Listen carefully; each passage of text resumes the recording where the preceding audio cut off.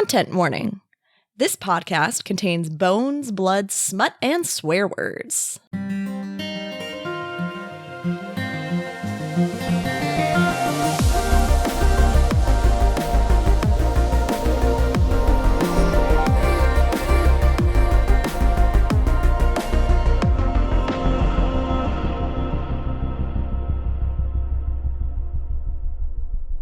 Before we get into the good shit this week, we wanted to remind you that we've launched a Patreon. For just a few bucks a month, you get extended games, brand new content, access to our notes, and murder boards. This week is quite a large edition of the murder board, and much more. And so if you'd like to be part of paying for Brooke's immersion therapy to cure her fear of zombies, you can head to patreon.com/frontlinefifth or follow the link in the show notes. Okay, now back to that sweet, sweet bone zone action. What would immersion therapy for zombies even look like? Do you just get like you get thrown into like thinking.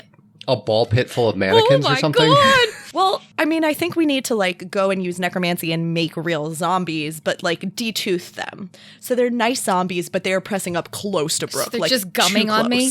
Oh. I mean, Okay, yeah. Act 1. Welcome, penitents. Hello and welcome to the Frontline Fifth, a Locked Tomb podcast where newly minted lictors, who are literally 5 years old, explore the Locked Tomb series for the first time while a couple of dried-out bone witches cackle over how little they really know. We're currently reading Harrow the Ninth by Damson Muir, and this week we have the pleasure of hanging out with some old, formerly dead, friends in chapters 32 through 34. I'm Marie, and I'm personally a huge fan of the Necromancer's Marriage season, and indeed all the works by Jane Austenea Heptanos. I'm joined by fellow dried-out bone witch, Hannah. Hannah, if you were stuck in a tiny room with just one book, what would it be? Okay, this is a very hard one. This is a very hard one. Yeah. It depends on how long I'm going to be stuck there. So one option, for instance, is to take my full, like, elaborated and annotated Shakespeare works, because then you could really spend a lot of time. At least you got a lot of content to go through. But my immediate visceral reaction is that what I want is the Golden Compass series.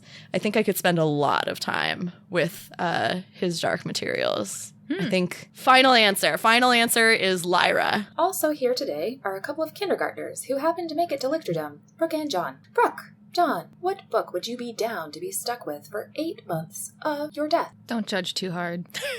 Leninger's Principles of Biochemistry. Is that the blue one? No, that's Vote. Black. I had the 8th edition. I still have the 8th edition. I have turned to that more than any other textbook in my entire life. How is that the first question and my God. and not why? Oh, sorry. Because Marie and I have a lot of overlap. This is fucking insane, Brooke. That's the fucking craziest answer you could. When you said "Don't judge me," I thought it was going to be one of those. Is it Sarah J. Maas? Oh, is like no. the like. I thought it was going to be some sort of like romancy, smutty. You know, I have so many follow-up questions And no time for it. Moving on. Okay, all right, next. So honestly, because I would probably have no other time to do this, I'm just going to go to AO3 and just pick the longest fan fiction that I can find. Manacled? I don't know which one. There seems to be contending answers. One of them apparently is a 4 million word like Super Smash Bros fanfic. There's a bunch of other ones. I don't know. I'll pick one of the. I'm sorry. There's Super Smash Bros fanfic. There's Mario fanfic. I guess. There's anything Anyway, fanfic. we're gonna pick the longest, highest rated fanfic and just burn time. I think 4 million That's not words a bad will keep me idea. busy. When I was asking around for people's inspiration, because I was pretty unsatisfied with the fact that my answer came to me immediately and stuck with me. Rob was like, I'm fairly sure like the One Piece anthology has been coming out since 1996. And if anthologies count, still to this day. I mean, okay, yes, I'm here for like a lot. I have to imagine that some fanfic is written by Tamsin Muir and it's excellent, but a lot of fanfic is not, and it is very fucking bad. That's why we're filtering by bad. quality and length here. All right. Okay. Greater Also than 4 the, stars, greater than 4 so worried billion about words. you. The One Piece anthology is $2,700. Dollars? Yes, $2,700 because it's 90 volumes. I'm trying to think about what else I could use that money for, and so many things come to mind. It's not even one piece. It's 70 pieces or 90 pieces. Damn it, ruin the joke. Anyway. I don't have any book that I would be happily locked in a room with. Yeah. Because, like, obviously the first thing that came to mind was, like, well, Harrow. And then I was like, I've been doing that. And then it was like... You're like, how many annotations can I add? Can I really afford to like... Just rewind about 6 months, 8 months to when we started this, and consider that all you had was that for the last 8 months. Right. And I mean, like, that's essentially That's not like bad. what I've been doing, right? And then I was like, okay, but then I remembered that Pal had started writing the sequel. And so then I was like, the other book that I was really obsessed with the same way, right? Was Wheel like Time. the King Killer Chronicles, which is not finished. Oh, God. Ooh. Kavoth? I really love the King Color. Yeah. Right? Patrick So I was Rothfuss. like, and actually, maybe- he's never going to finish it. You Right. might as well. That's a great answer. Right? So before we left you alone to kill the moonlit next door, we wanted to ask what your important thoughts were, Brooke. Yes. What's going on? Congratulations! Ah, Brooke! What's happening? Why am I popping a bottle of champagne? Hannah told me to. What's going on? What were your important thoughts? What are your thoughts about this chapter, Brooke? I'm really confused. Just say this. Just say it. Just say it. My boy Pal, I'm so happy to see you. Oh my God. Brooke, that was the greatest ramping speculation call of all time. You are deserving of This is so what much I- love. We should throw you a fucking parade. That was amazing. Are you gonna pop it? Y'all. No! It's 9 in the morning! Rob, why'd you take the cage off? I'm holding a loaded gun.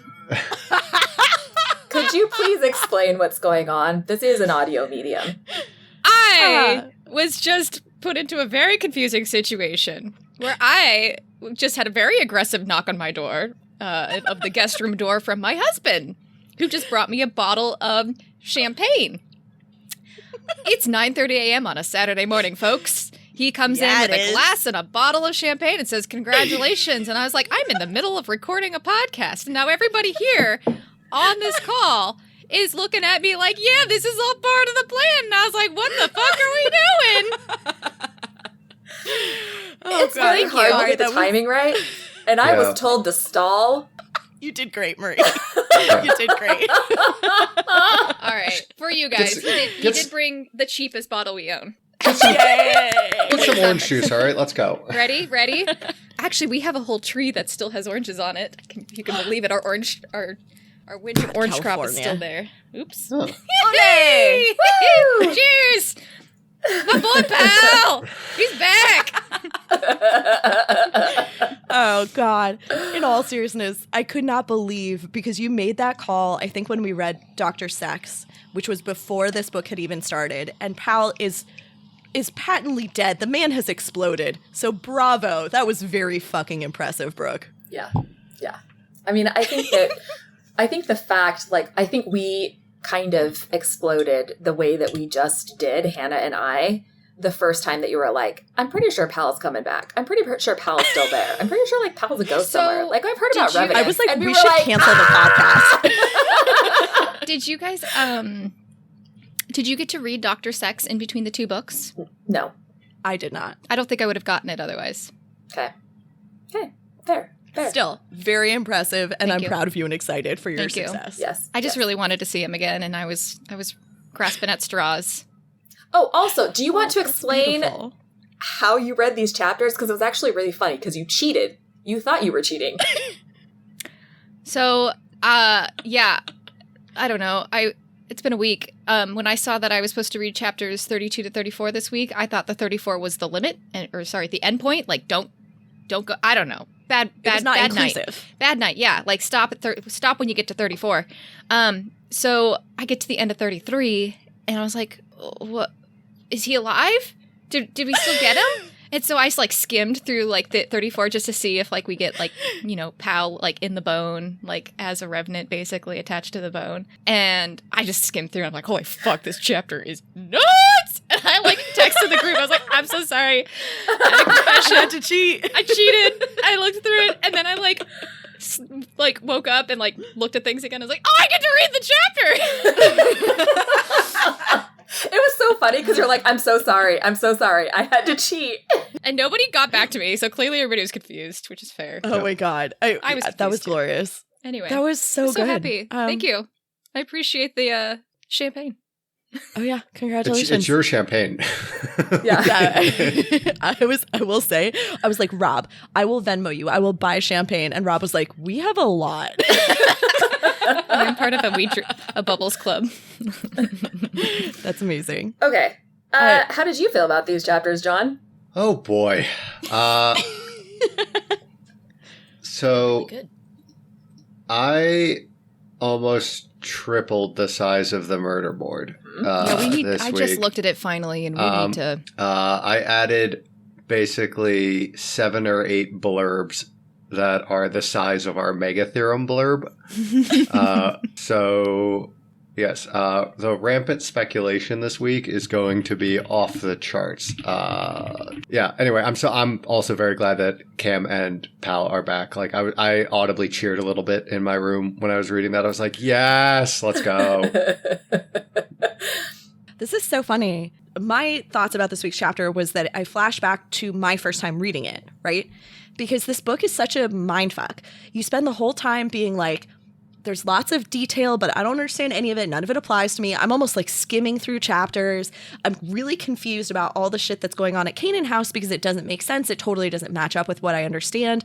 And it also doesn't match up in like ways that I don't understand. It's not like it's exact opposite. It's not like it's exact parallel, but it's just fucking wrong.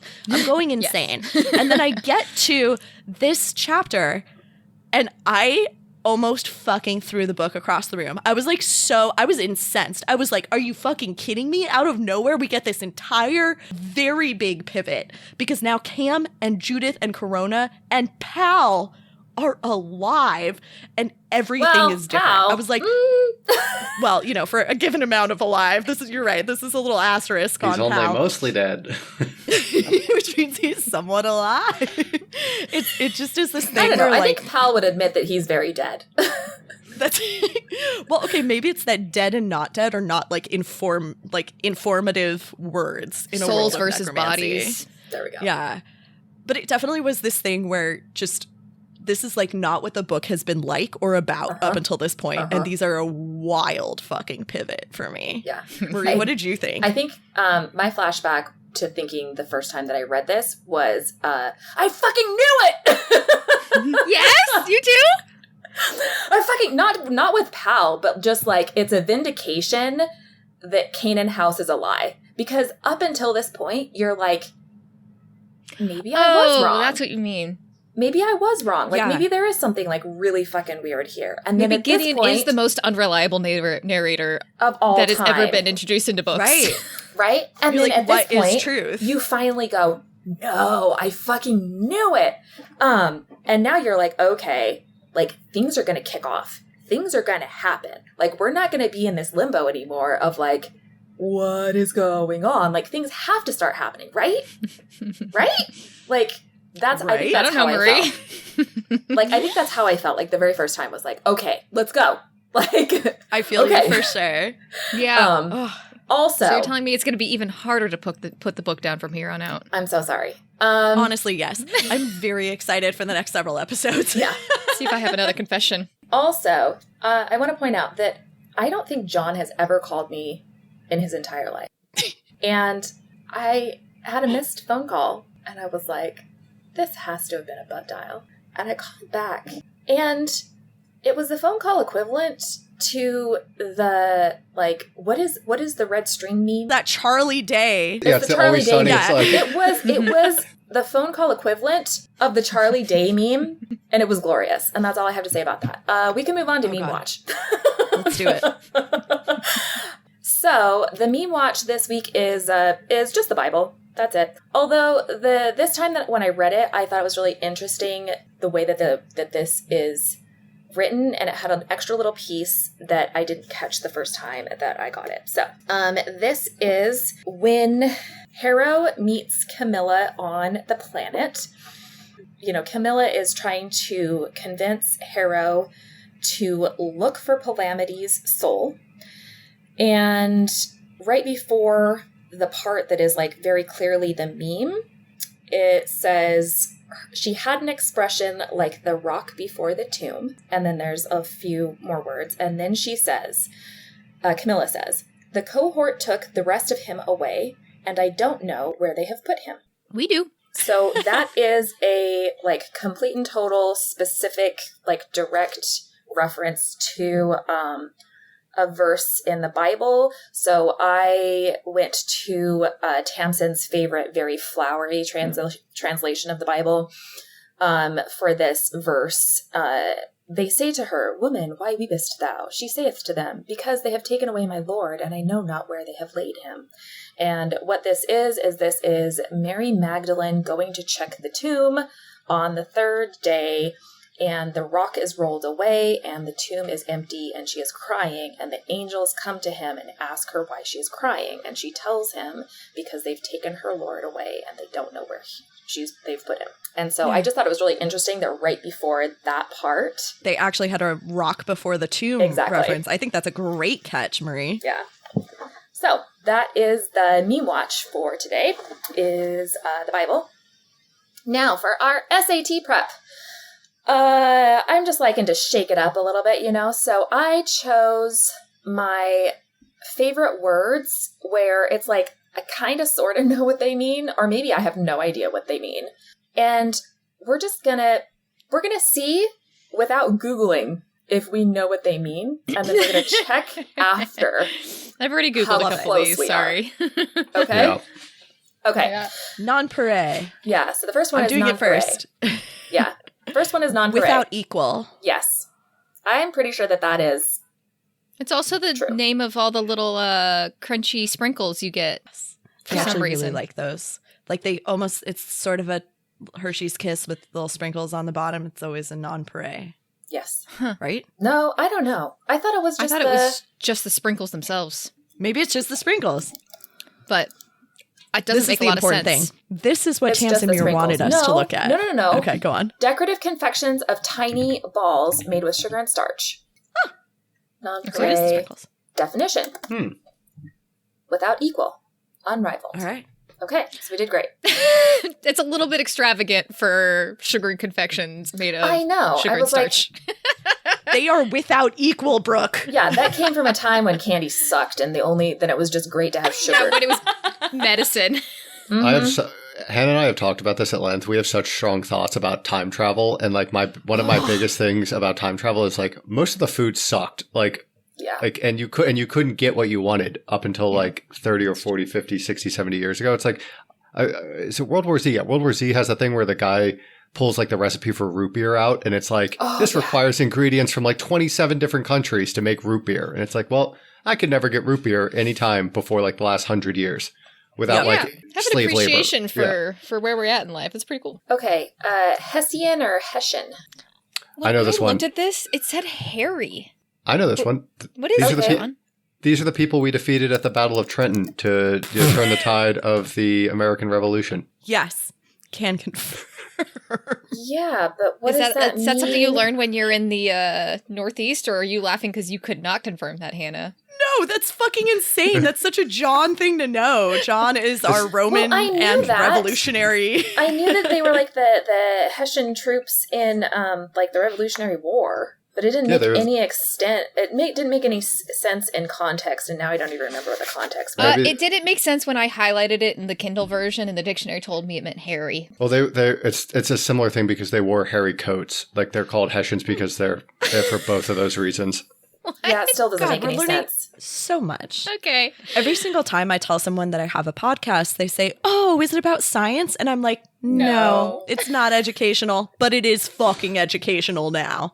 Go on, Marie. Gyre or gyre? How do we want to say that? Gyre. Gyre? Like a Turning whirlpool. and turning in the widening gyre, the falcon cannot hear the falconer. Yes, but That's nice. Brooke was right. What was that from? It's Keats, isn't it? That's I don't know. We don't know. We don't things do fall poetry. apart, the center will not hold. Oh, It's beautiful. cool. Okay. Great. I like it. Okay. Gracile. We have such a nice, Gracile, complementary gracile? skill sets. Gracile. What- I don't know Gracile? gracile at all. Uh, Oh, it's not Keats, it's Yeats. Excuse me. Gracile sounds like it's simple but nice. I'm I making always it thought up. it like meant like kind of graceful or like willowy kind of. But also sounds like facile, which means easy, right? Mm-hmm. Or simple. Any other guesses? Nope. Grass. This says of slender build. Slender or thin. Grass-like. Okay. Where was that? Irascible. Irascible means like, God, that's one of those words that in context it makes perfect sense. It means like crotchety. I was going to Yeah. Like Yes. what? Like crotchety? Yeah. Curmudgeon-y. Yeah. It also has like some like chaos energy, like uncontrollably like annoyed. Having or showing a tendency to be easily angered. There you go. Okay. Pellucid. You've got nothing here. Something with bells. Does anyone else think about whales? I think about whales. That's cool. I'm going with some sort of water thing. Pelagic? going Is that with- where you're getting it from? That's exactly what's happening But here. pelagic is Y'all- shallow water, I feel like it's the opposite of opaque. isn't it? Wait. Like it's almost Lucid. like clear, like almost like see-through, but see-through the way that like water is see-through. It has lucid in it, which I like as a clarity kind of. I feel you. Google. Okay. Translucently clear. Woo! And a win for Marie. Pellucid. Clear and pure in tone. I knew it was... no, I've definitely heard bells described like that. Oh, Anyway, that's just a weird, itchy part of my brain. okay. Well, Gracile makes sense in context. It was describing the body's slender, gracile Did you find Hessian? legs. There are many days where you felt his disappointment as a vice, as a long-imagined Hessian pressure against the bones of your throat. Maybe just because Oh, Germans like to choke gross. people. like Hairy like made no a sense. like a hairy like a, almost like a rope, because it can be like the sack or Oh, like that the makes whatever, sense. like a rope. That Ew. actually does make sense now. Okay. No, I I don't would have think gone so. with hempen. Well, Yep. thank you, Tamsin. And you, dear listener, put down your well-read copy of The Necromancer's Marriage Season as we present Harrow the Ninth, Episode 12, Kill Us Twice, Shame on God. Act 2, I Saw Your Corpse.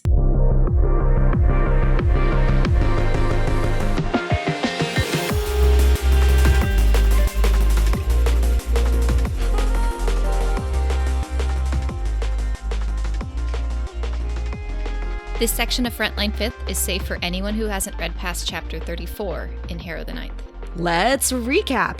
Chapter 32, 8th House Skull. 2 months before the Emperor's murder. Mercy leaves you to kill a planet. The birds sing. You almost feel good. Chapter 33, Sixth House Skull. Camilla Hecht is following you.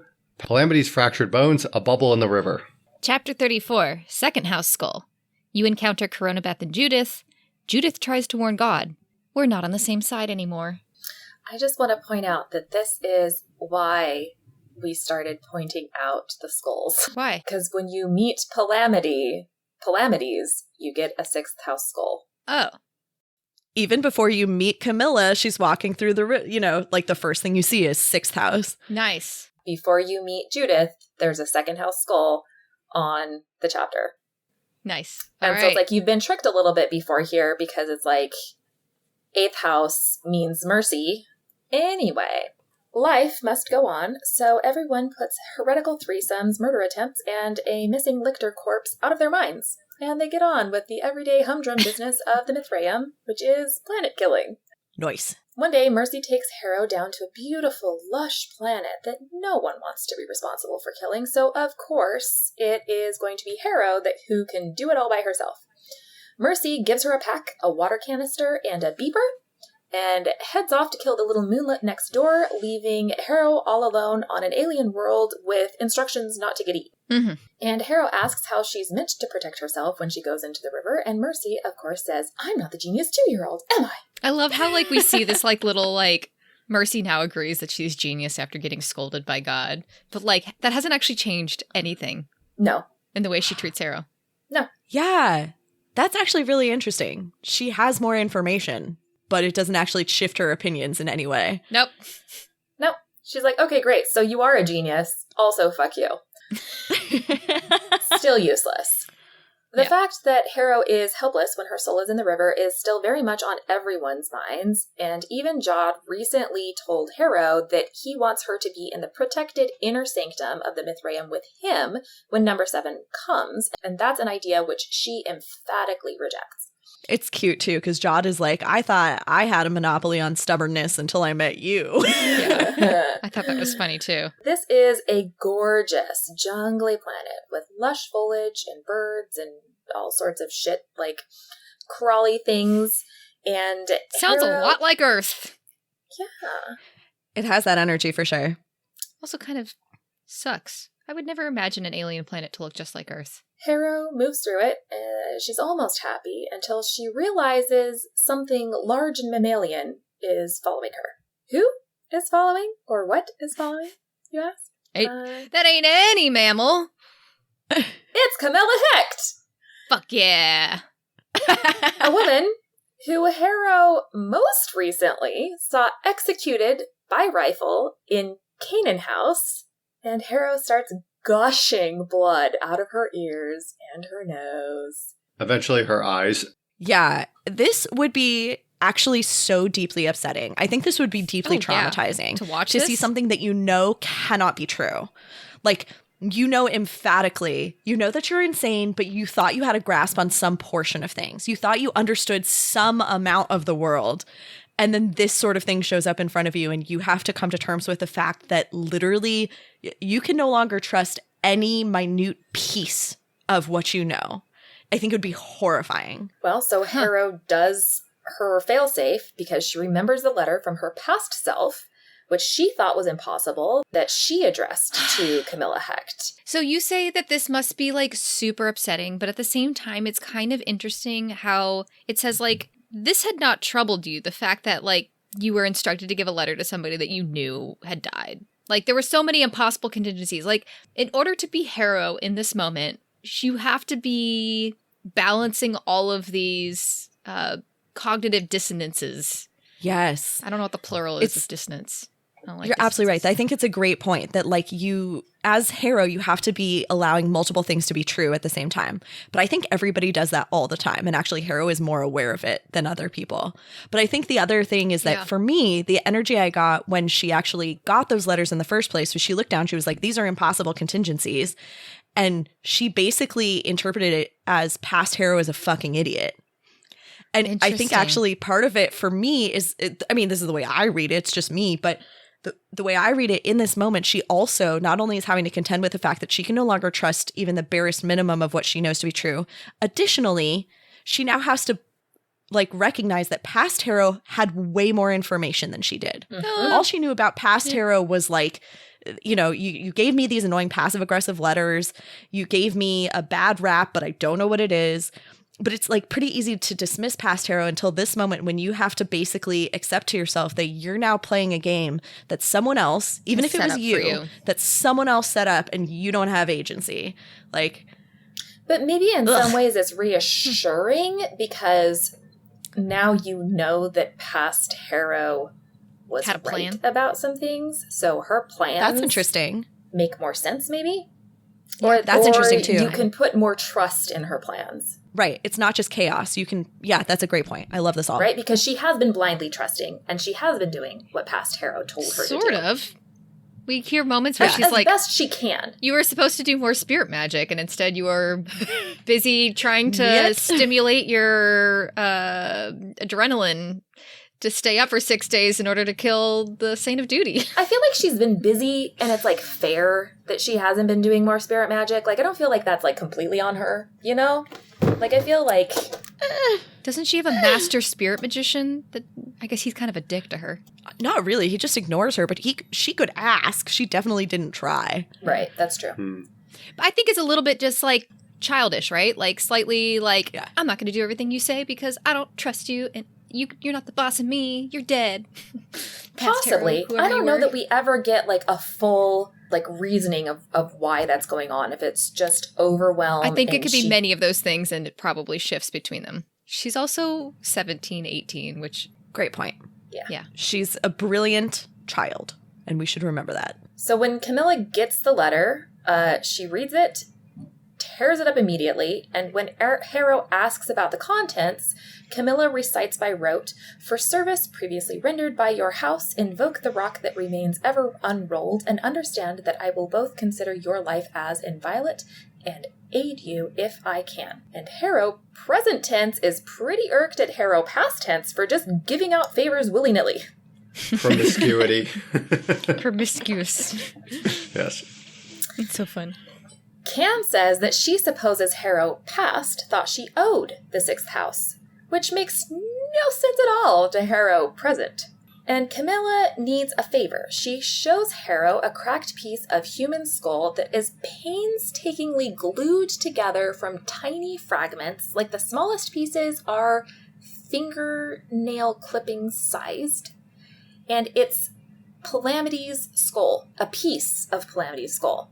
And Cam needs to know if he's in there. And Harrow does not understand this at all, because a ghost attached to an inanimate object should lose coherency, go mad, drift away. But Camilla explains that Palamides deliberately fixed his soul to his body with spirit magic because it was a pre-planned death contingency, but the death contingency didn't really expect him exploding himself.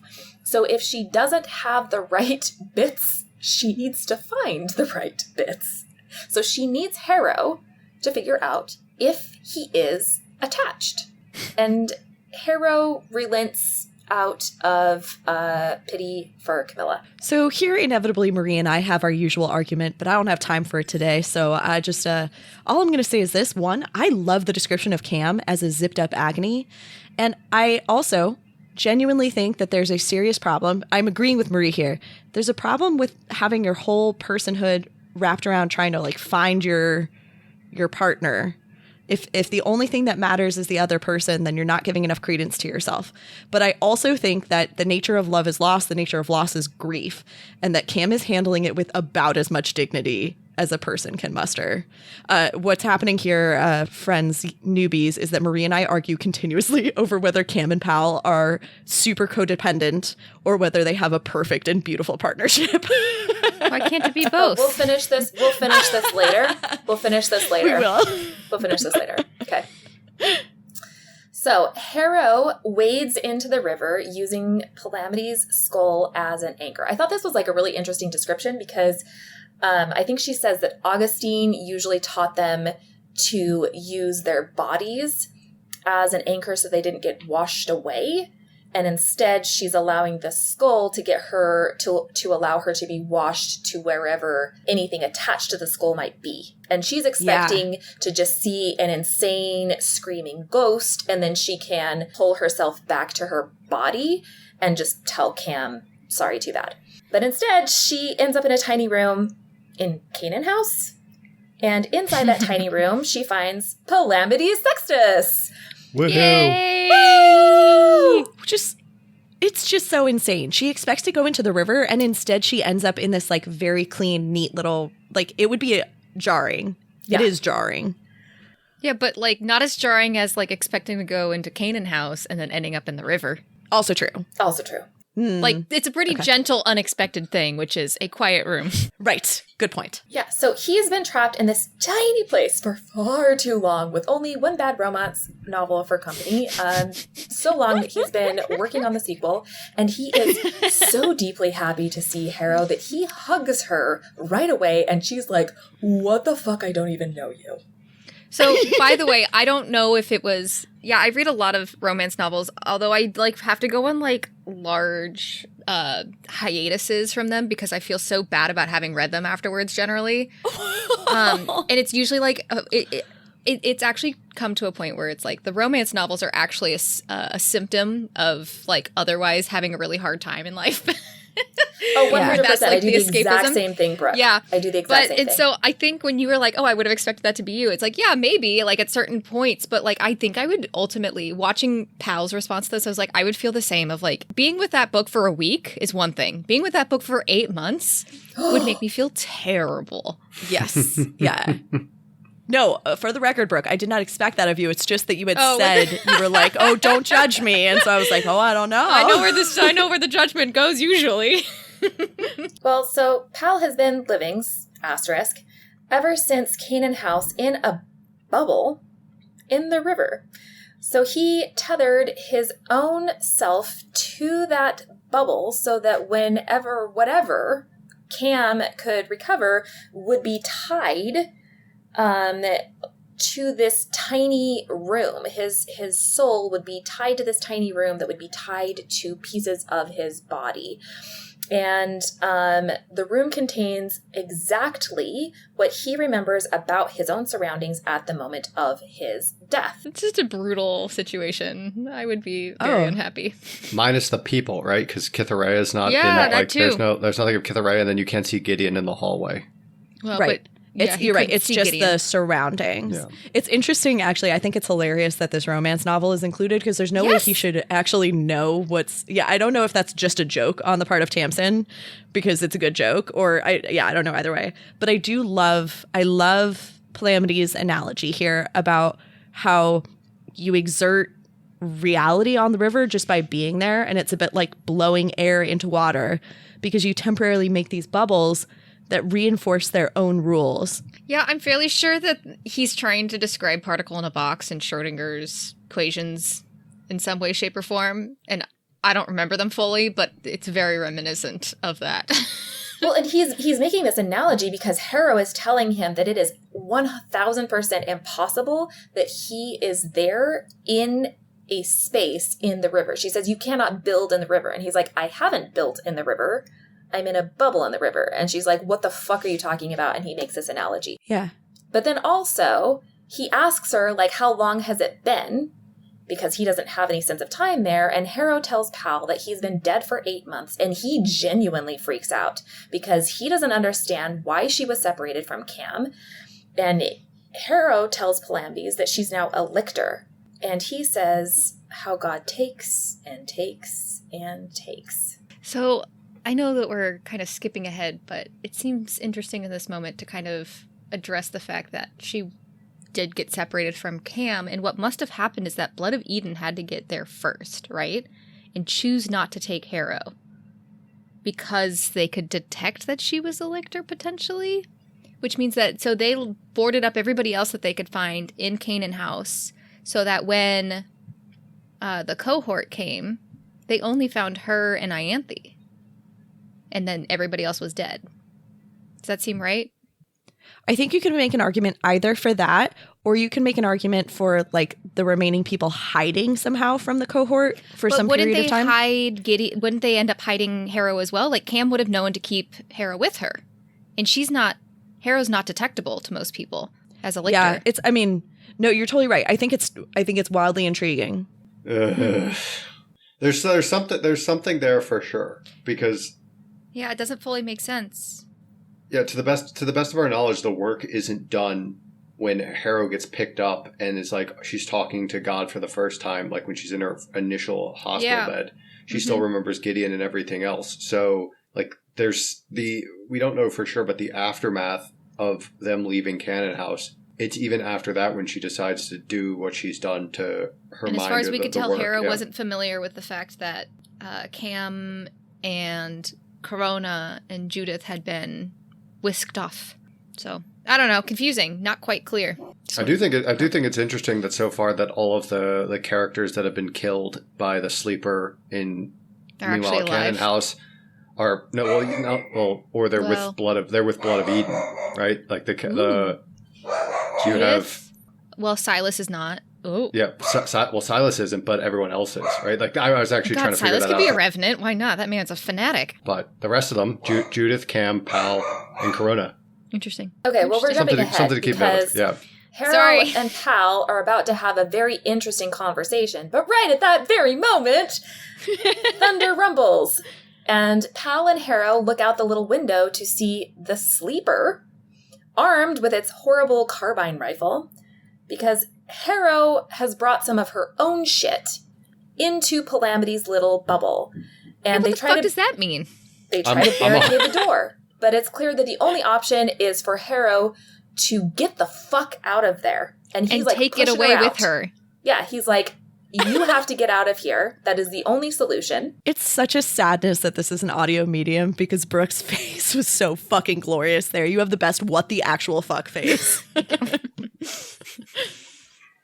And Harrow does not know, but Palamides has seen me.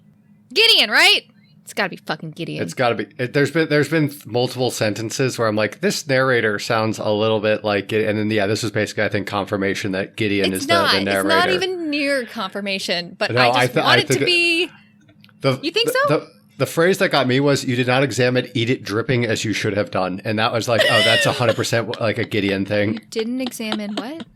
There's literally a phrase in one of the chapters that I wrote in my like murder boarding that said, "You did not examine, eat it dripping as you should have done." Rip Ianthe's white and beating heart out of her chest and eat it dripping. And eat it dripping. You did not examine, eat it dripping as you should have done. I was like, oh, that's 100% Gideon. Like, interesting. I mean, I think that's what I said like very early on. I was like, this must be like the psyche of Gideon, like overviewing. But like that's just me making things fit. I don't know. Oh, the rampant speculation this week is rampant. Rampant. Love it. Wait, whether or not it is Gideon, I do actually think it's very interesting, though, like Palamity's demeanor when he finds out that she's a lictor, he's genuinely sorry. But then the second he sees me, when they like knock skulls, that's where he like gets that smile he smiles, on his face. He kisses her forehead and he says, get out of here. Yeah, he does shift. Good thing he's smart. Good thing he's smart. John, wait, let's take a second to talk about the sleeper here, because our rampant speculation is probably going to be all over the place otherwise. All right. The sleeper's in the sword. Like, but the sword's not with her. Like, it is, sort of. You think the sword, like, being physically in contact with her, how does it end up in the river?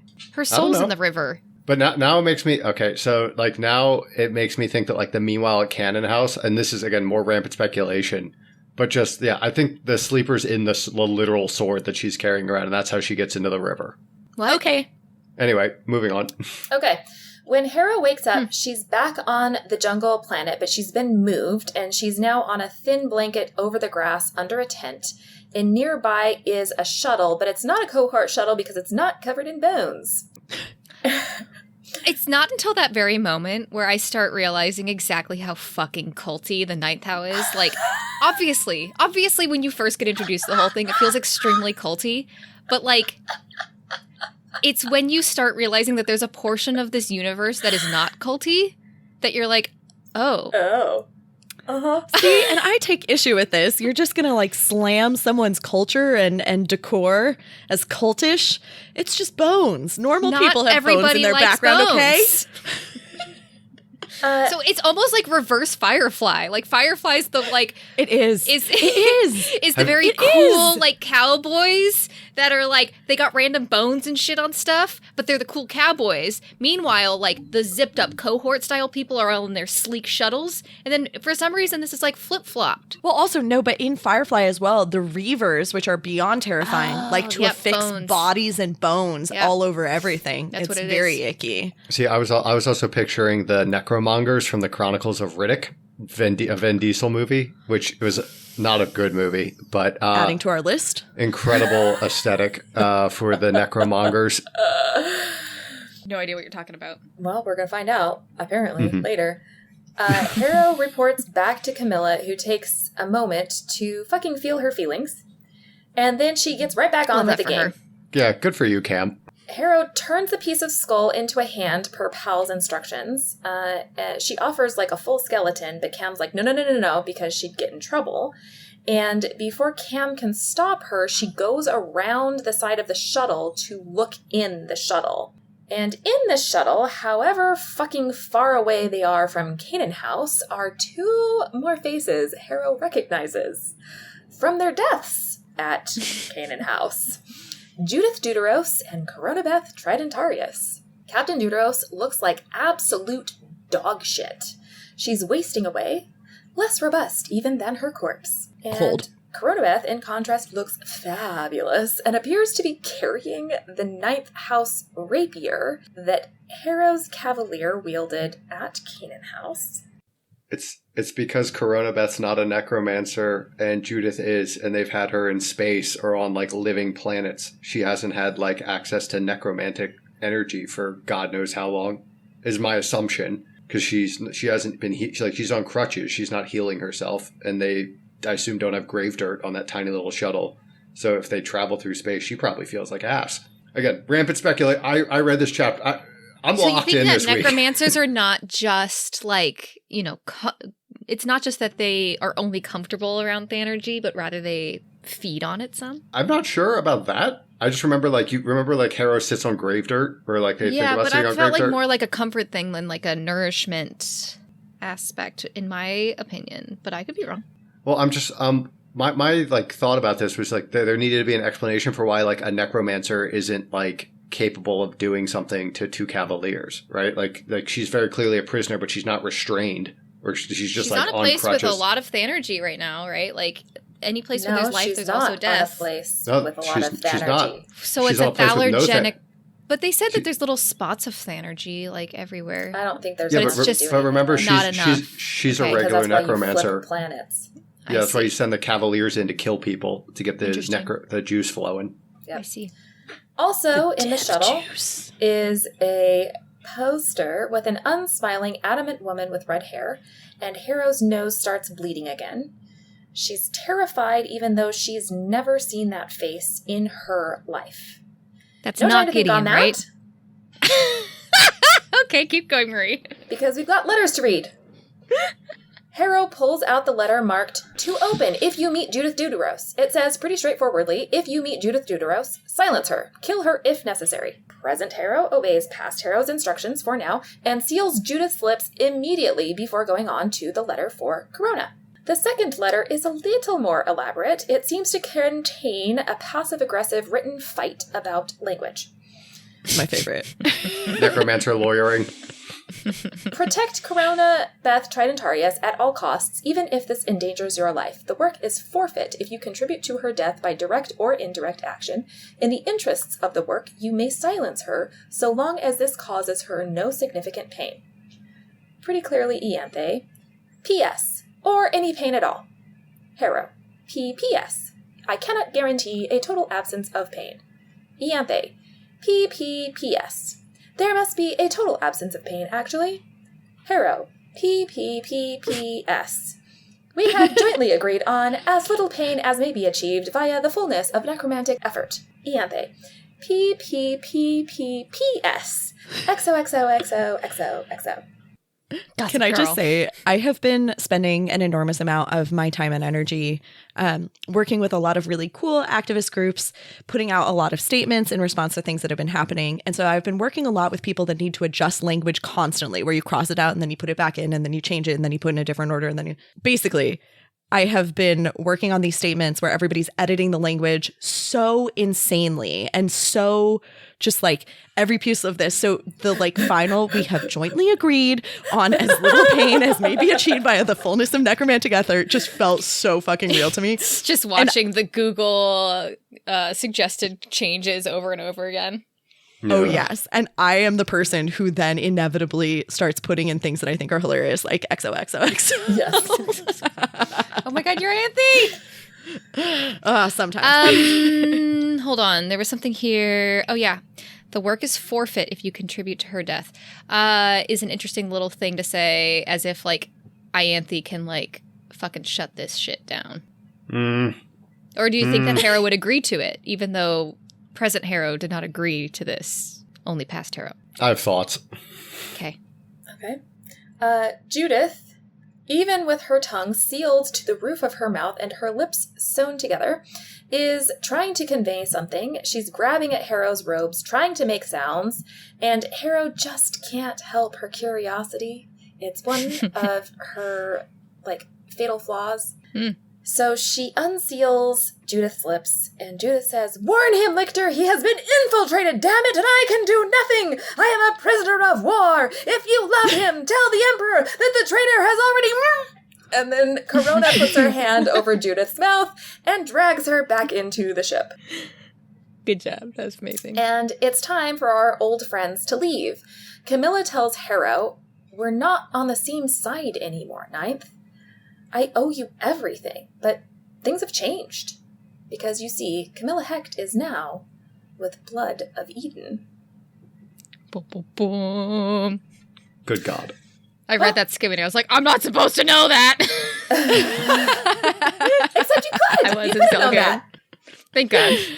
Oh, but I also actually, how lovely that Brooke like gave into her curiosity for the exact chapter where Harrow gives into her curiosity That was against pretty all the perfect. rules. Yeah. That was pretty perfect.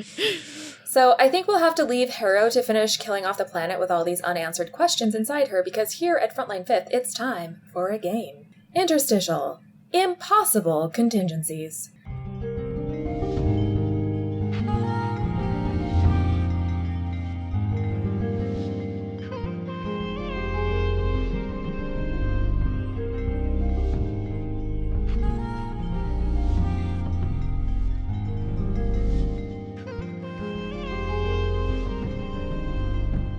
I will say, I really missed Harrow's passive-aggressive notes. And until now, I'd not considered that passive-aggressive note-making could be a collaborative effort, which is why this week we are playing a brand new game called PPPPPPPPPS. In this game, we've asked our hosts to write some instructions, and then we've added some constructive edits. This game works a little bit like telestrations. One host wrote a contingency in which to open and a passive-aggressive instruction. Then the next host, without knowing the contingency, edited that instruction. The next host edited that edit without any knowledge of what came before, and so on and so forth. Basically, we have now lost all meaning for the purposes of this game, just not in general. Probably. So, let's see what happened. Hannah, could you please read yours? All right, so I wrote, to open in case of imminent zombie apocalypse. And then I said, arm yourselves with shovels. It's the most aesthetically appropriate weapon. Yeah. Brooke added, consider wearing tactical overalls. Marie added, tactical overalls are not enough. Full hazmat. John added, only then can you enter the catacombs of the chicken sandwich wars. You chaos monkey, what is the chicken sandwich wars? Why are there catacombs? What the fuck did you write? No more information. That was too good. Are you not familiar with the chicken sandwich wars between Popeyes, Chick-fil-A, and several other fast food restaurants? No. No. Anyway. Tell me more. That could be a bonus episode. Rude. Okay. My letter to myself was to open in case of aphid infestation on the tomatoes. My instructions were to hit them with a solution of vinegar and soap. Marie wrote, obviously that won't work. You must use bleach. John edited, or a tiny bone saw, a bathtub, and Fozzie Bear. Hannah edited, just your go-to happy murder kit. It actually kind of turned out all right. What the hell, John? Fozzie Bear. John was on one. John was on one. I would just like To be to say, fair, we did this after our wine tasting episode. Yes. Yes. And also it was after a bachelor party weekend where I think I drank more than I had drank in the last 3 months combined in the space of a day and a half. And so the really cumulative opens up the hangover. Chaos. Yes. That's John's cool. blood is still like 0.4%. Yeah. Oh, God. Yeah. I drank a lot of orange crushes, which were delicious but dangerous. Not the soda. It's orange juice. that was- orange juice, Sprite, and vodka. Oh, Yeah. Yeah. Tastes just like a soda creamsicle. sounds better. Yeah. Go on. Anyway, my contingency, open upon the death of John and his wife. Instruction, spend all remaining money on the dogs. Sounds right. Checks out. And then Hannah's edit was, if necessary, steal more money. Brooke's edit was, a piggy bank may not be sufficient. Marie edit, break the piggy bank, no point saving for the future. Full circle. That one makes That worked out complete well. sense. Yeah. That worked out well. Okay. My... What was I doing? Okay. Second. Okay, go ahead and read it. Oh my gosh. So, my contingency. To open in case of my emergency second appendectomy. Famously, we Instruction. have 2 appendixes. I mean, I'm just figuring that maybe I'm a mutant. Isn't that a thing about necromancy? There's something about the appendix. So I maybe think so. Marie is like, Yeah. she's just a deep necromancer. She's got appendices all throughout her I body. think I said everywhere. appendix. It is some vestigial thing, and then we Yeah. decided Yes. that was the appendix. Oh, you're right. Okay. But I think it's appropriate to decide that. I stand by it. Okay. Marie, what's your instructions to yourself? My lecture slides are on my computer, and my children's initials can be used as my secondary computer password. Secondary computer password? John edit. Title of next class. I am the greatest professor of my generation. Hannah edit. Honestly, any generation. Brooke edit. But millennials are clearly the right choice. Well, that was really weird. I love it. So, Second we have... appendectomy. We have clearly muddied the waters here, so it is definitely time for rampant speculation! Act 3. Quick to mourn your own ignorance. So Brooke and John may only be 5 years old, but their conspiracy theories are as good as any 10,000-year-old lictor. So Brooke and John, what the fuck is happening? I know you are ready. All right. Honestly, Brooke, you covered pretty much everything I didn't cover, so let's go through yours first. All right. I want to start with the redheaded lady that Marie decided we were going to talk about later. Redheaded lady doesn't sound like Gideon. It talks about like curling around her like neck or something. Gideon had short cropped hair, right? That's not Gideon, right? I don't think it's Gideon, but and it also wouldn't make sense like to have a poster of her. she's wearing all black, right? Like up to the neck. It's fucking Commander Wake, right? Yeah. AKA Gideon's mom. The charismatic demagogue? Yeah, probably. I think it's Gideon's mom. I'm still sticking with it. You and I disagree on this. We're completely divergent. Are you saying that Commander Wake is Gideon's mom? Yeah, maybe. But hold on. So we have a poster of a redheaded lady on the wall. So that can either be like the founder of the Blood of Eden, which might be like Pyrrha, who we also think was a redheaded stone cold fox. Mm-hmm. So that could be that's a possibility. Or it could be, you know, their latest, greatest leader, which would be Commander Wake. And who's alleged should be dead? Got kicked out of an airlock? To crash land down on the ninth house, maybe. Oh, interesting. With a baby. Hold on, you took that in a completely different direction as Hold you, on. I know. You're starting from the point where she must be the child of God, and I hear you, and I'm not strictly convinced of it. Oh, fuck me. Hold on. All right, that'll be for next week. No, because No, wait, it couldn't possibly be Pyrrha. Pyrrha couldn't have done Blood of Eden because she is in Ordis the First, aka Gideon the First, right? So it couldn't possibly be Pyrrha. So it could be somebody else who's redheaded. I'm sticking with Commander Wake for now. we know Blood of Eden's like basically around has been around since like 5,000 years or so. more than that, right? Like Was it they more only than that? they found them 5,000 years ago. They've been around Yeah. longer. So anyway. maybe, we talked about this a little bit. You put the bone features are starting to feel truly cultish. Yeah, like covering everything in bones.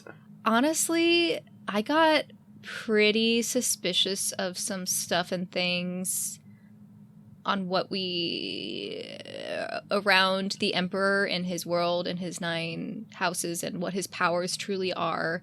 I think the whole like whiteness of his magic is something that we should be re-examining, and especially in the context of the river and like Harrow's experience like in the river with Pal. The idea you can do theorems in the river, I don't know, like this feels very much like, is the river like not really a real thing? How on earth did a shuttle move 40 billion light years to where the Emperor is supposed to be without the river? So like none of them are lictors. How did Cam and Corona and Judith get to that planet that's 40 billion light years away without the river? Now we know there's a traitor. Maybe Mercy like dragged them through the river, but like we've been told also it's really dangerous to bring a body through the river. How? Like what's the lie? So we're being lied to somewhere. Yeah, so I had in my updated ramble section of the thing Mercy BOE because like that's like she dropped also just Harrow fucked off, right? Yeah. Yeah. I'm gonna go take 8 hours to go do the nearby moonlit, and you're like, should take you like 5 minutes, right? Yeah, and then also there's Everyone needs a spa day sometimes, Brooke. Yeah, on page 170 and 171, it says that Augustine built the barriers between like reality and the river. Like it's right before the line where he's like he could throw half a city into it if he wanted to, and it says Augustine built the barriers between the river and like reality. So It's weird and it feels like vaguely constructed potentially, and the fact that it's a mess doesn't make a lot of sense. Like, is the river the afterlife or is the river the way to the afterlife? Like, from mythological perspectives, they're not supposed to be crud and bodies in the river. I think the God Emperor becoming God broke like the cycle of death in some way. Like the river's not flowing the way it should be, and so they've had to like fix. Cam said something about like, I can't beat Harrow the Lictor for now. The Blood of Eden has something going on here. Where they think they can eventually deal with lictors. Yeah. Yeah, we know they have herald parts, and herald parts drive people insane, and like bullets can like do some bullets made of Harold stuff can do some serious damage, but like it didn't kill Augustine. Like he said he took a Harold bullet to the head, right? Yeah.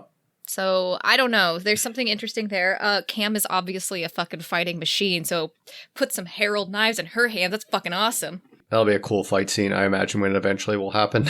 You have in here, why is Pal's bone 6 months old? Where? Yeah. What was that? Yep, it says it. I It was missed that? described as a 6-month-old bone. Yeah, it's when Cam first tells Harrow the warden's still in there. When she hands Harrow the bone, she goes, "The warden's still in there," and then a couple sentences later, Harrow says, "You beheld the skull again. The 6-month-old bone was yet lively with energy." I don't know if that's just a fuck up or what. No, 'Cause or it's supposed to be 8 months. well, or Harrow's concept of time is completely fucked, and she like trimmed out a couple of Maybe months that tells somewhere us in the there. 2 month. Well, but it's a Thanergetic signature. It seems a little fucked up. It's not the Harrow we know, but it might not mean anything. Okay. I want to know more about your theorem. I think I have some more thoughts, but I'm excited for you to start talking about it, and maybe we merge. All right, so we brought up the sleeper is in her mind, soul, or theorem. I think she's in the sword. At one point, they say that the sword is thrice damned. Who's she? The sleeper. You're saying the sleeper. I think the sleeper. Yeah, I mean, last time I thought Commander Wake is the sleeper and I stand by that, so I think it's a she. I think she's in the sword, and that's how she's following Harrow into the river. And then my other theory is that like the alternative history is like the section of Harrow's mind that they like chucked into the river to like do the work. And that's like also why she's in all of these like alternative history things, is like she's in the sword. She's like in Harrow's spiritual orbit, I guess. But yeah, then your last piece before I jump into the mega theorem, which is Gideon. Pal sees Gideon for a second when they like clock heads. Mm-hmm. So Gideon's still standing behind Harrow, even though like similar to like when she first became a lictor, where it's like she was standing over her shoulder. But so then why doesn't Harrow see her? Like we always said that she excised her. My operating theory is that like they stuck Gideon into the body because the body got yellow eyes. Oh, interesting. So she's a hallucination ghost situation. No, I think Harrow's haunted by the body. You think that ghost is real and that Harrow is actually insane, and this is not everything that we've seen in this book is a byproduct of the work. I don't think Harrow's insane. I think that like her actually seeing the body is like a real thing. That she's seen it since she was a teenager. Yeah, it's somewhere in the middle. Like she's not crazy, but like the body is also kind of real, and we stuck Gideon's soul in there. Interesting. I've kind of been leaning towards the idea that even the body was like a feature of this like alternate reality that's kind of been forming. Yeah. Okay. So I spent an inordinate amount of time this week murder boarding. My wife thought I was losing my mind and going through like an episode. So here we go. Here's my new theory for like what everything is going on. So God Emperor becomes the first necro. We don't know how. Basically becomes a cult leader, and like in becoming the first necro, he starts like slowly destroying the earth. I'm going to assume the existing like governments of humanity, like the powers that be, probably freak out because he's a cult leader with necromantic powers. They try to assassinate him. They kill AL and assassinate his whole cult. Annabelle Lee was a monster. We're getting there. Okay. I think that makes God lose his mind. He kills everybody and all the planets to resurrect, specifically her, but also the rest of his apostles and form the Nine Halthas. He uses that to like defeat death, fuck up death. Your point about the river not being the way it is part of that. Like I think he basically like uses all the Thanergy from killing all the planets and everybody to like take over death, become God, does the resurrection, resurrects AL and the 9 other houses while killing everyone else on all the other planets. I think on the way, like something, either AL accidentally lictors or purposely lictors or is taken over by our missing resurrection beast. So God has to kill her again. Oh, which would explain the weird the bad math.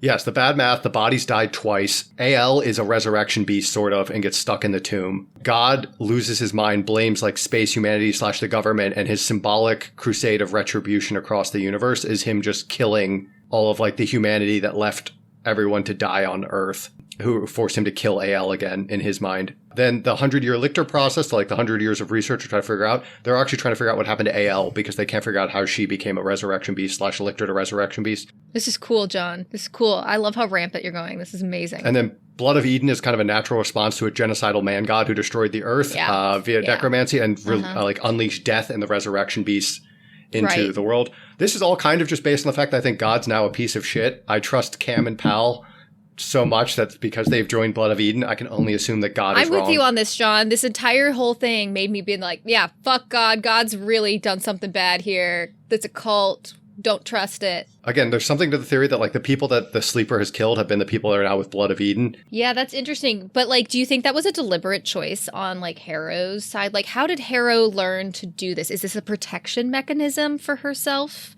Like, did she need to cut these people out of her brain so that she didn't have any recollection of them or have any thoughts about them really? Because in her head, they're dead.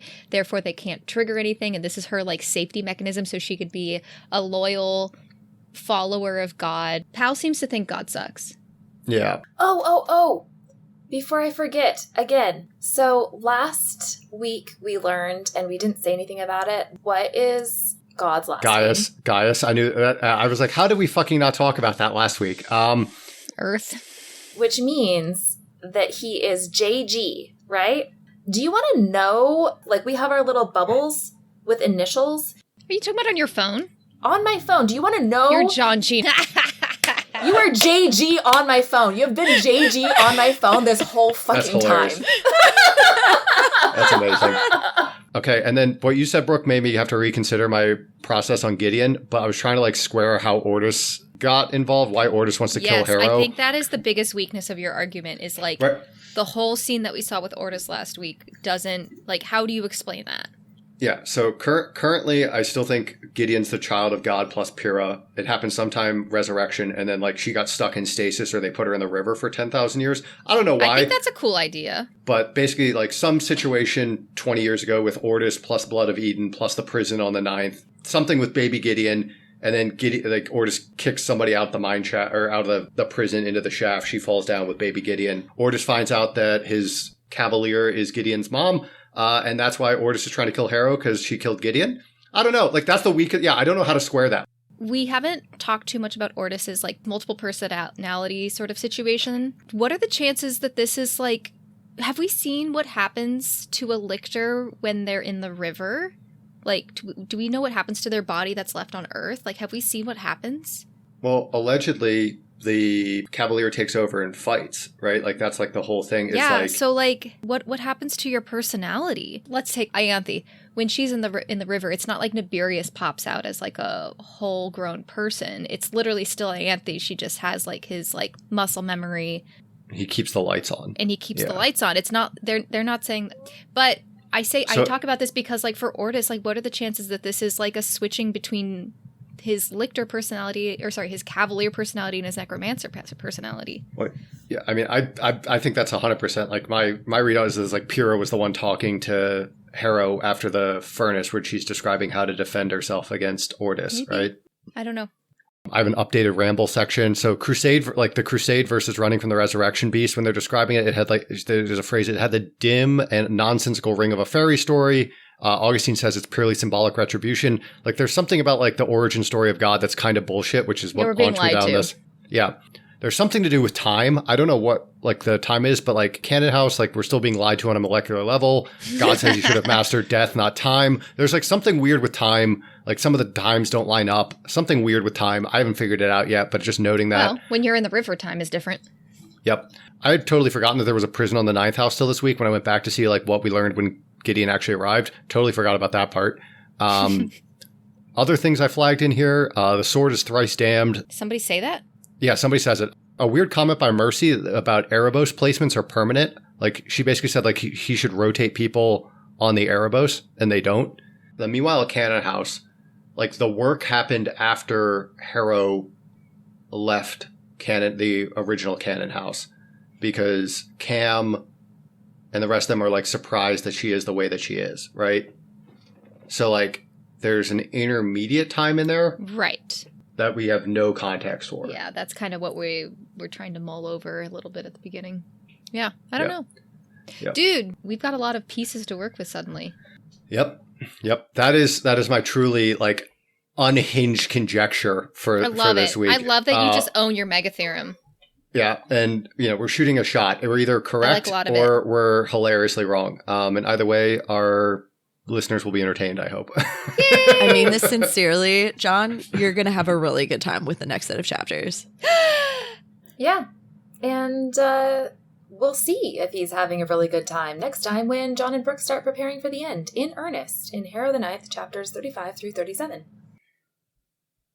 And if you, dear listener, are like Brooke and me, reading along for the first time, make sure you find our reading calendar on our website, frontline5th.podbean.com, or follow us on Instagram or TikTok. And to support us, you can buy merch or join our Patreon, all of which are linked in the show notes. If you like this podcast, please share it with your friends, give us a 5-star rating anywhere you can. And if you don't like it, feel free to lie. Now head off to sleep, my baby necros. Mommy and Daddy have some deep spoilers to discuss. Get in, losers. We're going speculating. Remember when John used to not be able to say mommy and daddy? Oh, talk about cults. We have fully indoctrinated him. Act 4. We're not on the same side anymore, Ninth. Warning, this portion of the podcast is 98% spoilers and like 2% snickering.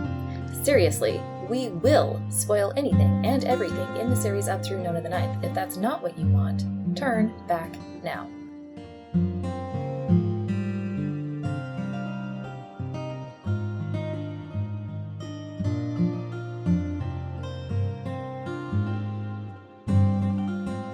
Do we want to just start out with the easy thing, which is bringing up the funny references? Just like bam, Let's bam, bam. do it. Yes. Okay. So, first, page 297. The total absence of appropriate shame made you suspect that this had happened between them before, a thought that made you want to give yourself a lobotomy. I know. That is the greatest fucking call of all time, and I look forward to telling them about it in 2 episodes. Go ahead. Next page, 298. The smut made your hair start to curl thickly about your neck. It very badly wanted cutting now. Wah, wah.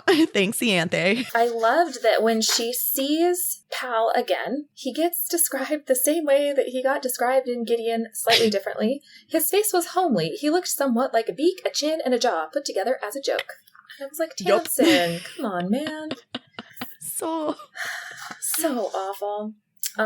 Always love that line. You never could have guessed that he had seen me. When I read that, and I was so fucking hopeful, and then it still takes like 5 chapters to see Gideon again, and you start to doubt again, and you're like, wait, what?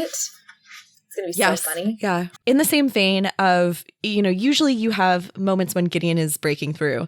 And I actually really appreciated, I wanted to say that John caught this in retrospect, which I really liked. That he was like, wait a second, Harrow wouldn't make sex jokes. Like, it was good. Yeah. And it's going to be so fun to be like, okay, here's the list. Let's see if we can start talking about what they just said.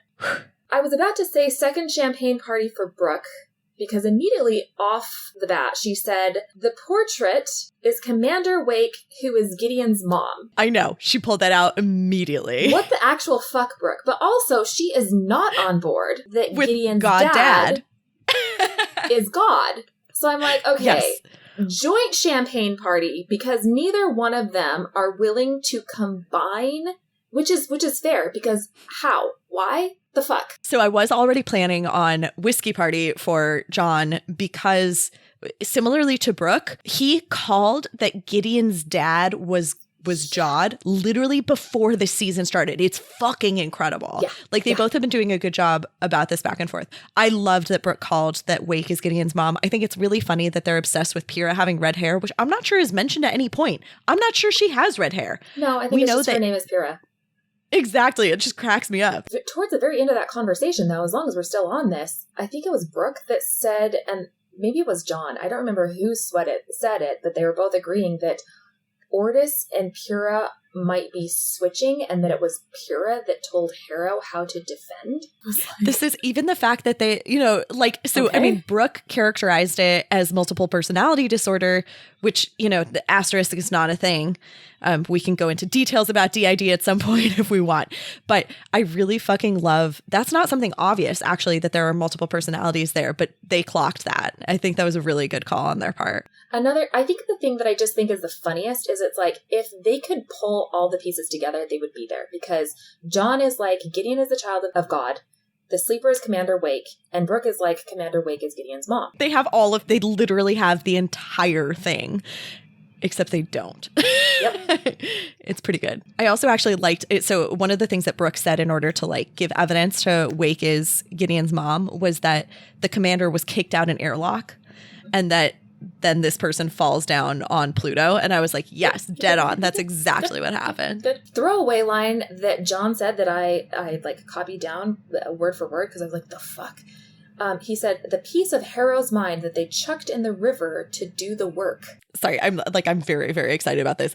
Next episode, at the very, I can't remember which chapter it is, but at the end of one of the chapters for next episode is a moment when God brushes the hair out of Harrow's like face and goes, Harrow, who's been messing with your temporal lobe? And I think they're gonna fucking lose their shit. Last thing that I have to say about like kind of like what they're talking about before I kind of go into my rampant speculation that kind of leaps off of theirs is that I love that John's rampant speculation has so many correct pieces but in the wrong place. It's like one of those like ridiculous 1,000-piece puzzles that's like maybe it's all one color. He has all of the right pieces. None of them are in the right place. And all of the right pieces he has is things like Jod is a cult leader. Yes.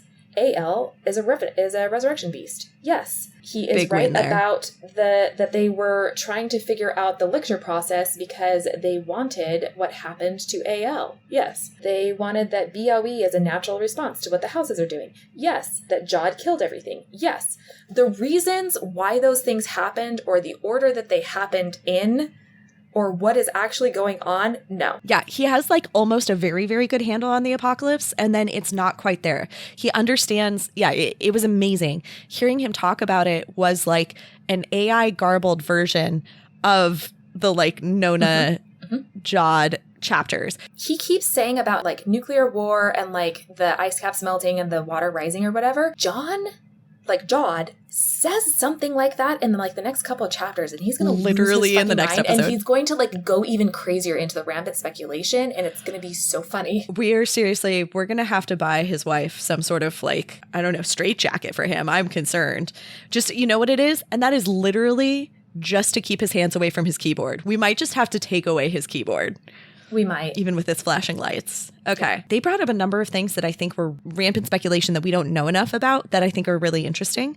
So one of them is this idea about the river. Is the river constructed? This idea of barriers to the river. And then one of the things they said is the river the afterlife or the way to the afterlife? And it made me think about it because rivers show up in a lot of afterlife mythology, but they are always something you cross. Right. And that's what Abigail thinks. I know. I'm so fascinated about the stoma. Like, the interesting thing is what is beyond. That's why Ianthe is interested in liminal spaces, too. The river is a liminal space. It's not the final location. And that's what John keeps saying. I also quoted this, like, word for word, is that the river ain't flowing the way it should be. I was like, yeah. And I really like his idea that potentially necromancy, the advent of necromancy, actually disrupted the normal flow of death. And that part of, like, that the world is decaying in some way because death is wrong. Before they started going there, I was thinking about this thing about the love of Jod that all of the lictors have, and where that comes from, like this fanatical love, because I think maybe it came from like talking about like Harrow's faith and her love for Jod. And so I already had kind of like a little star there that I was like, oh, that's like something I kind of wanted to like maybe possibly bring up in this. And then I connected it again because we've talked about this before, but they brought it up again in their rampant speculation about how the Canaan house is lying to them on a molecular level. And then they said, when you're in the river, time is different. I think that the situation with time is completely fascinating. They actually brought up several things that are relevant to this. You're absolutely right. This idea of like being lied to on a molecular level is beyond fascinating. And you know that I've been obsessed with Canaan House and what Canaan House actually is, and that whole section where Pal and Cam are like trying to date things. Are we on the same page that we think that Jod made bubbles and that he put some of Canaan House in the river and that's why in the it's bubble? lying? Yes. Lying to them on a molecular level? Yes. And so I think you're right. Time goes differently in the river. I actually think there's something really fucking interesting. So one of the things that Brooke said is, how did Cam and Pal's bones and Judith and Corona get 40 billion light years away without going through the river? And I think the answer is the Steely, but we don't know enough about how the Steely works. And she also noted that they say Pal's bones are 6 months old. So you're right that this could be a throwaway. This is like Harrow approximating. This also could be a throwaway where like Tamsin got it wrong. But if it is correct, it made me actually wonder about relativistic time travel. That like, is there some way in which some portion of the time travel that BOE does actually conforms to relativism, in which case it is experiencing less time than what Harrow has experienced. Oh, in which case it is a clue and it's not a mistake. Yeah, which would be interesting. So then you have multiple kinds of time at play. And they're right, time comes up over and over and will come up in the next episode as well. So like time in the river is different and wrong. We already know that faster than light travel existed and did fucked up something. You know, Jod wishes he had mastered time. And then there's also potentially this relativism. Yeah, I mean, I think there's like a lot of things that are a little bit off specifically about time. I love that Brooke came up with the same thing that I have been thinking about, right? What is the context where BOE went and picked up Corona and Cam and Judith? Did they interact with Harrow and Ianthe, or did they just avoid them? I think it's actually really interesting. And this actually, so one of the things that I wanted to talk about was who knows what. So for instance, Harrow writes a letter about Judith. And that implies that she knew that Judith would still be alive and would not be trustable. That she understood that Judith would be on the wrong side and that Judith would be alive. And this is interesting because the last time we saw Judith in Gideon the Ninth, actually, she was presumed dead. She was left and was about to die, and then they go off and do a whole bunch of fighting Cytherea. This means that they had some time to rescue Judith, to stabilize her, to interface with her in some meaningful way, and I think it increases the likelihood that Harrow actually encountered and interfaced with BOE and knew that Judith was going to be basically a prisoner of war. So this brings back a big question for me of whether or not Ianthe knows all of this. Does Ianthe know where her sister is and what her sister is doing? Oh, she has to. I think she has to, too. I think that they both literally interfaced with BOE before they got on Erebos. And yeah, all of this is fucking fascinating. Oh, because that's why Corona goes to see God about a queen. No? What is it? Yes, it's Ianthe who says that, but that's exactly right. I'm going to see So the other thing that's interesting is Cam's letter. So Cam reports back that it's about, I owe you fealty or I owe you a favor, whatever. But there's definitely more than that in Cam's letter. And the reason you know that is because when Harrow looks at Judith, one of the things, Camilla tells her to stop fucking with them. And Camilla says, I already told them not to.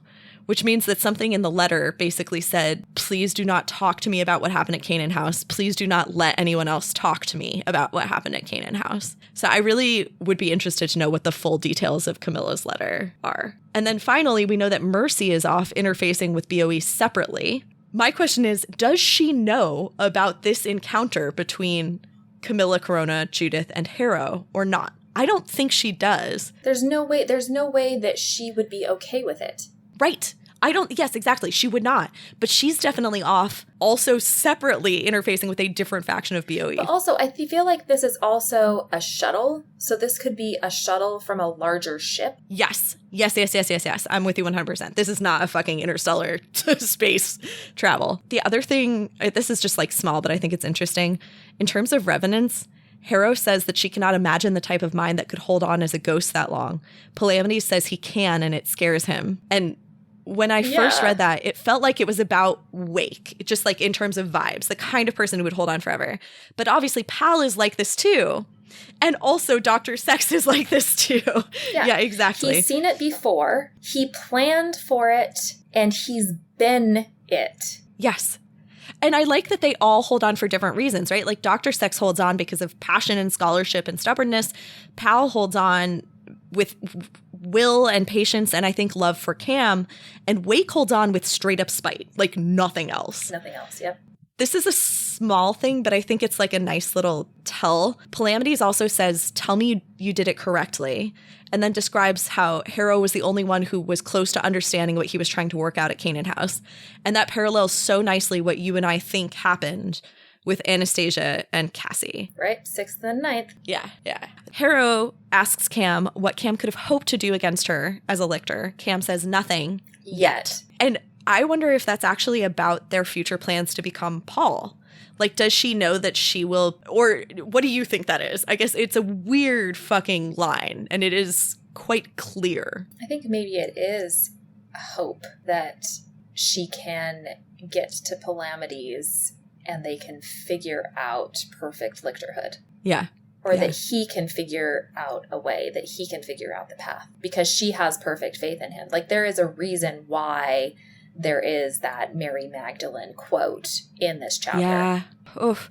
But also, actually, if you treat it that way, it makes it a little bit sadder for me, a little bit less of a perfect partnership, because it is about subservience at that point. It is about treating the other person as more important, which is an interesting, I think, commentary on love, on the ways in which we sacrifice ourselves for the person that we love and the ways in which that's damaging or positive. So, I mean, we will have this conversation later, but Tamsin plays both sides. Tamsin both is like, it's definitely codependent. And then also, it is worth it. It's always like the right choice because, in fact, Palamides is still alive. Gideon is still alive. We weren't going to have this conversation, but I am going to, because it does. Do it. So you said, oh, that makes me a little bit sad because it implies that Palamides is more important.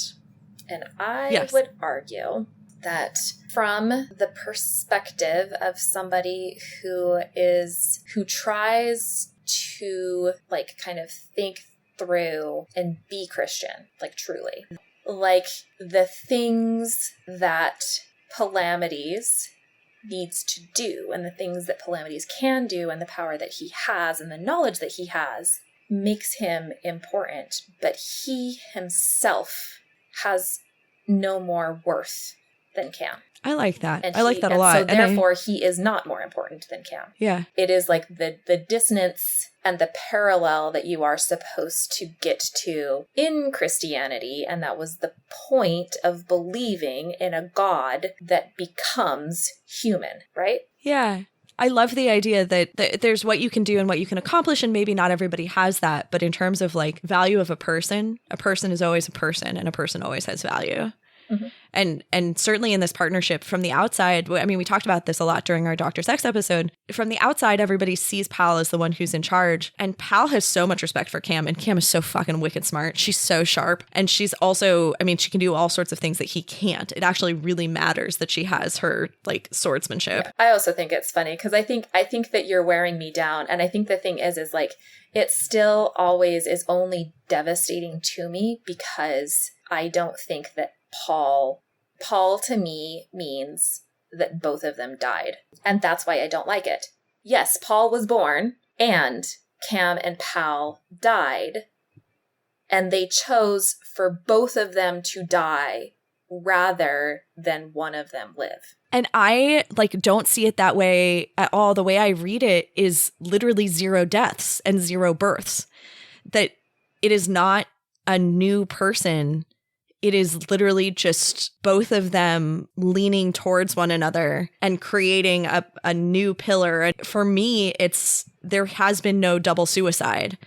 There has been no erasure. But I don't know that that will be true. And actually, I'm a little bit nervous. I'm quite nervous to see who Paul will be in the next book. Yeah. Because there's always the chance that I will be disappointed, that Paul will not have... Well, and I think I'm getting that read because of Nona. Nona is sad, and Nona is not happy to see Paul. This is true. Nona's a complicatedly simple person, too. No follow-up. It's funny that you say that I'm wearing you down, because actually you're wearing me down.